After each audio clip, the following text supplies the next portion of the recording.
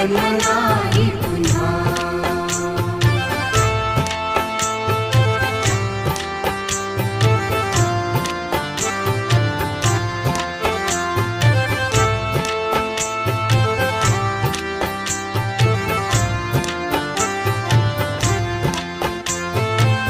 हा जन्म आहे सद्गुरु कृपेचा, हा जन्म आहे सद्गुरु कृपेचा, हा जन्म आहे सद्गुरु कृपेचा। हरि ओम स्वामी समर्थ म्हणा,